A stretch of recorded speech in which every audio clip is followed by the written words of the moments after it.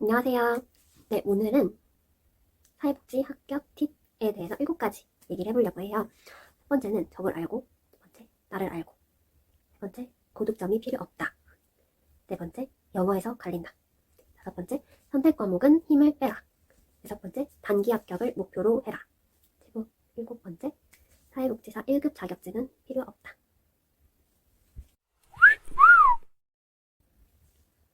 사회복지 합격 팁 첫 번째, 적을 알기.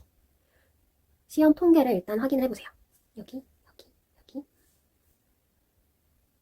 그래서 3년치를 구경을 해보시는 거예요. 그래서 어떤 느낌인지, 커트라인, 합격선 확인하고 일행과 비교했을 때 몇 점 정도 맞아야 되는지를 확인을 해야겠죠?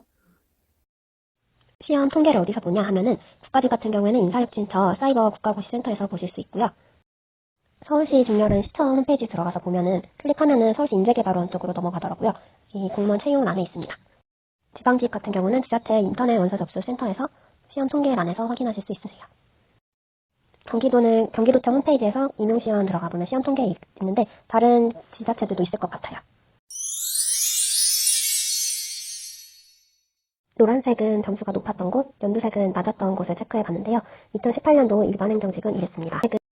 고양시랑 남양주시가 377, 380 이렇게 높았었고 낮았던 곳들은 330, 40점대. 연천은 아예 완전 낮았던 307점대였네요. 그러면은 사회복지는 과연 이 연도에 어땠는지 살펴볼게요. 같은 해 같은 시험인데 사회복지는 40점대가 제일 고득점이고 낮은 데는 300점도 안 맞아도 합격이 가능했어요. 고득점 커트라인만 비교해도 3, 4, 50점씩은 완전 많이 차이가 나는 거죠. 제 19년도를 보면은 작년에 비해서는 커트라인이 확 낮아졌죠. 고득점 해봤자 350, 60점대 지역들이 있고 정말 낮은 데는 300점을 안 맞아도 일반행정이 합격이 가능했어요. 대충 낮은 곳들은 330점대였네요. 네, 19년도 사회복지 보면은 높아봤자 330점대. 낮은 데는 일행과 마찬가지로 300점 못 맞아도 커트라인을 합격했던 곳이 있고 보통 낮은 곳은 309, 310 이 정도. 일반행정과 비교했을 때 정말 여기도 3, 4, 50점씩은 차이가 나는 거죠. 19년도 서울은 일반행정이 372 맞아야 했을 때 사회복지는 325점. 약 50점 정도 차이가 있죠. 어때요, 여러분? 좀 자신감이 붙지 않나요? 단기에 합격할 수 있겠다는 자신감이 좀 생길 수 있는데 2020년도 올해 거를 보면은 전년에 비해서 시험이 쉬웠기 때문에 커트라인이 확 올라갔어요. 고득점 맞아야 되는 곳들은 380점대까지 올라갔고 조금 낮은 곳들은 303, 4, 50점대 정도였네요. 네. 그에 반해 사복은 높아봤자 350점대, 4, 50점대 그리고 300점 못 맞아도 합격하는 곳이 있었고 300점대에도 합격이 가능한 곳도 있었어요. 시험이 쉬웠을 때도 한 340점 정도 맞았으면은 이제 좀 합격의 가능성이 높은 지역들이 많잖아요. 이 340점이 과연 몇 점을 맞아야 되는지 잘 모르잖아요. 보여드릴게요. 이게 제가 19년도에 맞았던 점수인데 70점, 80점 이 정도밖에 안 맞았는데 총점이 347 나오죠. 사회복지는 이 정도만 맞아도 합격이 가능한 점수예요. 19년도에는 시험이 어려웠기 때문에 제 총점 가지고서도 일반행정 합격할 수 있는 곳들이 좀 있긴 있었어요.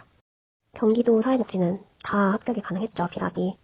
네, 진짜 70점, 80점 이 점수로도 가능성이 있는 사회복지직이기 때문에 여러분 자신감을 가지세요. 네. 그리고 올해 2020년도 서울시 봐도 일행은 385점, 하지만 사회복지는 340점. 엄청 크죠, 차이가. 그리고 이거는 서울시에서 재밌는 통계가 있길래 연령별 합격자 현황을 봤는데요. 일행은 진짜 똑똑해야 되니까 젊은 20대 애들이 훨씬 많은데 사회복지는 특이하게 30대가 20대보다 더 많이 뽑혔어요. 좀 느낌 오시죠? 다음에 지역 차이를 확인을 해야 됩니다.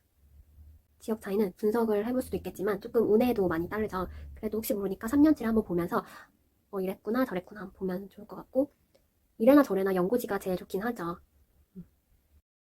지역 선정은 눈치 싸움을 잘해야 되는데 살짝 예측은 해볼 수 있죠. 18년도에 광명, 오산이 이렇게 낮아도 됐었거든요. 그러니까 그 후에 2019년도에는 광명이랑 오산이 고득점을 맞아야 했던 경우가 있었어요. 그러니까 두 번째, 나를 알기. 시험을 일단 한번 봐보세요. 공부 시작할 때. 그래서 어느 정도의 느낌인지 한번 보는 게 좋은 것 같아요.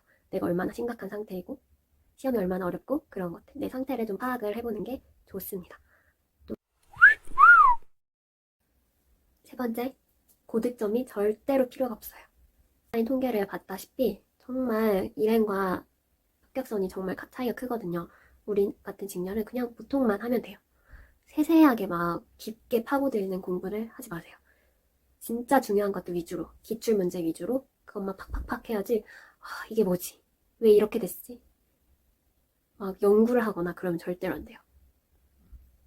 예를 들어서 깊이 시간을 빼는 것들, 오래 걸리는 것들, 그렇게 중요하지 않은데 시간이 오래 걸리는 것들은 좀 포기를 해도 괜찮은 것 같아요. 뭐 예를 들어 국어에서는 한자를 포기한다. 사자성어는 하지만 한자는 포기하겠다. 쿨하게 포기해도 괜찮아요. 사복직은.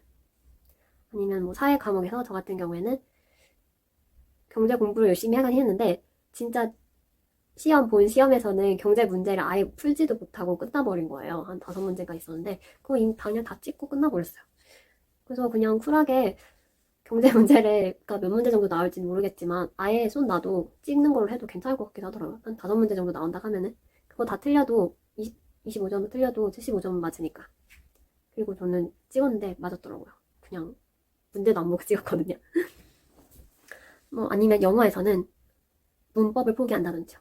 문법이 몇 문제 나오긴 하는데 그래도 문법을 공부를 하긴 했는데 해도 그렇게 점수가 잘 나오진 않더라고요. 어차피 모르니까 그냥 쿨하게 포기해도 괜찮을 것 같아요.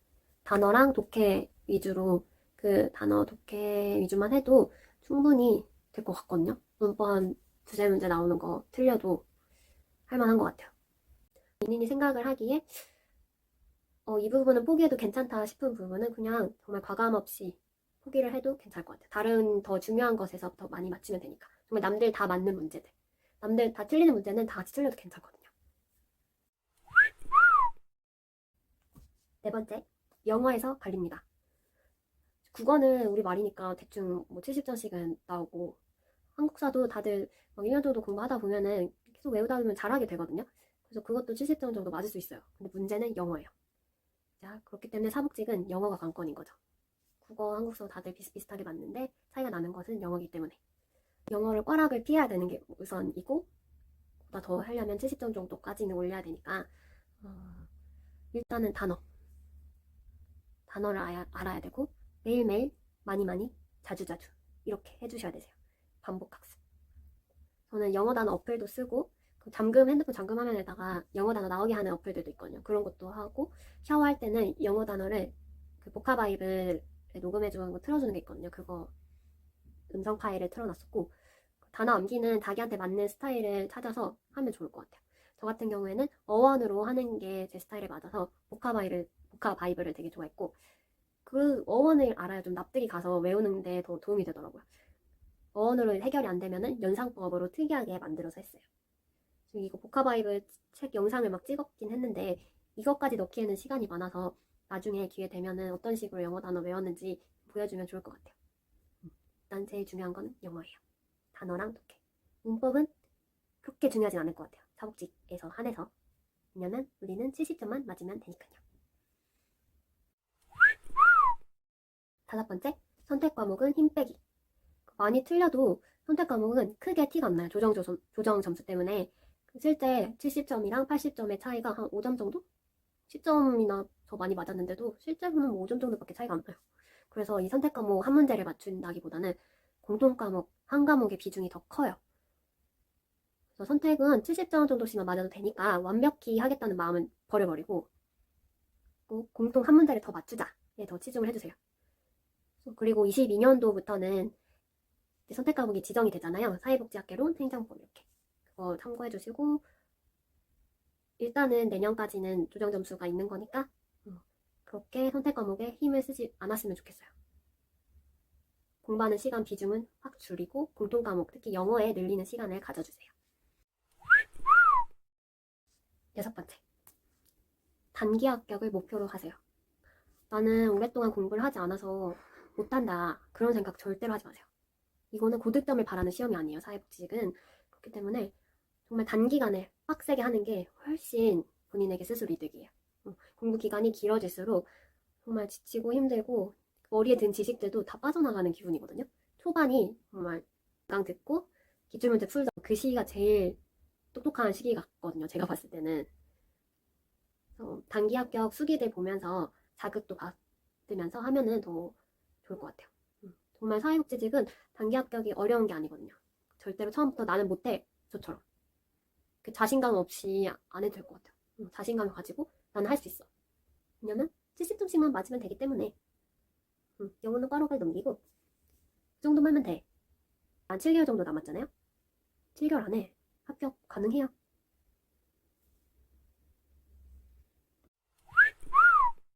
그리고 마지막 7번째. 사회복지사 1급 자격증은 필요 없다. 1급이 있든 2급이 있든 합격해서 들어가 보면 월급 차이가 하나도 없어요. 수당 차이가 절대 없기 때문에 지금 사회복지사 1급 공부할 시간이 정말 저는 아깝다고 생각을 하거든요. 그 공부할 시간에 정말 공식 과목인 공통 과목에 더 치중을 해야 돼요. 그 사회복지사 1급 자격증이랑 지금 공시 사회복지사 개론이랑은 범위가 정말 달라요. 1급 보는 건 너무 크고 이거는 좀 한정되어 있기 때문에 그렇게까지 할 필요는 없거든요. 나중에 1급에 대한 욕심이 있다, 공부 욕심이 있다 하시는 분들은 나중에 일을 하면서 충분히 할 수 있거든요. 그 때문에 지금 공시 준비하는 이 소중한 시간을 자격증 따는데 낭비 안 했으면 좋겠어요. 차라리 내가 뭔가 자격증을 따고 싶다 하면은 한국사 능력 걱정 시간 보면서 한국사를 처음부터 끝까지 전체적으로 다 보는 시간을 가지면은 훨씬 그게 더 공시에는 이득이 될 것 같아요. 저 같은 경우도 한국사가 너무 어려웠기 때문에 자신감을 갖고 싶고 이 전체적인 과정을 한번 다시 보고 싶어서 1급을 보긴 봤거든요. 그래서 합격을 했는데 고득점 못 맞았어요. 공시 공부하면은 고득점 정도 맞아줘야 될 것 같은데 한국사 진짜 어렵더라고요. 네, 오늘 이렇게 사회복지직 합격 팁을 여러 가지 얘기를 해보았는데요. 정말 중요한 거는 덜 중요한 것에 힘 빼지 말고 우리는 정말 중요한 거, 기출 위주로 문제 많이 풀고 남들 다 맞는 거, 그 정도는 다 맞아줘야 되고 남들 틀리는 거는 틀려도 괜찮다. 중간만 가면 된다. 이걸 꼭 기억해줘. 너무 깊이 있게 공부를 파고들지 말고 얇고 가볍게 많이 반복적으로. 알겠죠? 안녕.